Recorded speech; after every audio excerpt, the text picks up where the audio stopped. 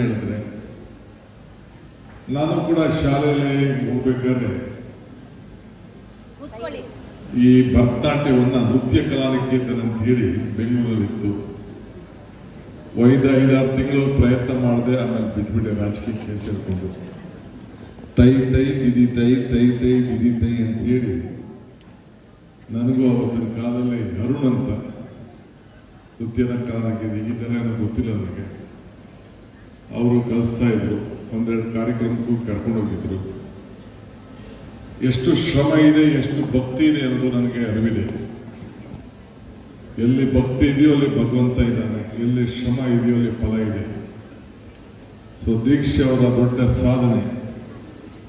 ನಾನು ಆಗಲೂ ಒಂದು ಮಾತು ಹೇಳ್ತಾ ಇರ್ತೇನೆ, ಮನುಷ್ಯನ ಹುಟ್ಟು ಆಕಸ್ಮಿಕವಾದ್ದು, ಸಾವು ಅನಿವಾರ್ಯ, ಜನನ ಉಚಿತ, ಮರಣ ಖಚಿತ.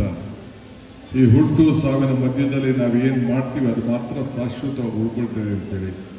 ಹಂಗೆ ಈ ಚಿಕ್ಕ ವಯಸ್ಸಿನಲ್ಲೇ ಇಡೀ ಜಿಲ್ಲೆಗೆ, ಈ ಕಲೆಗೆ, ದೇವಿಯ ಸ್ವರೂಪಕ್ಕೆ, ದೇವಿಗೆ ನಮನವನ್ನು ಸಲ್ಲಿಸುವಂಥ ಈ ಕಲಾಕೃತಿ ಈ ದೇಶದ ಆಸ್ತಿನೇ ನಮ್ಮ ಸಂಸ್ಕೃತಿ.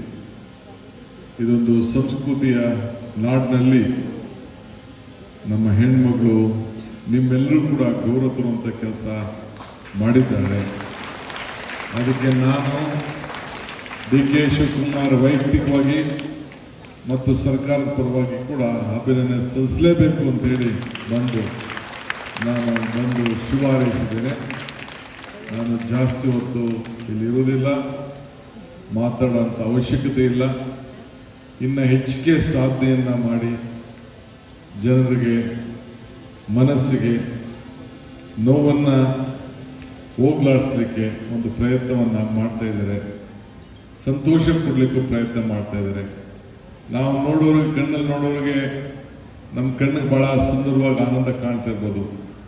ಆದರೆ ಒಂದೊಂದು ಹೆಜ್ಜೆ, ಆ ಒಂದು ಕಮಿಟ್ಮೆಂಟು, ಆ ಒಂದು ತಾಳಕ್ಕೆ, ಆ ರಾಗಕ್ಕೆ ಪ್ರತಿಯೊಂದು ಹೆಜ್ಜೆನೂ ಹಾಕ್ಬೇಕಾದ್ರೆ ಅದೇ ಆದಂಥ ಭಾಳ ದೊಡ್ಡ ಶ್ರಮ ಇರ್ತದೆ.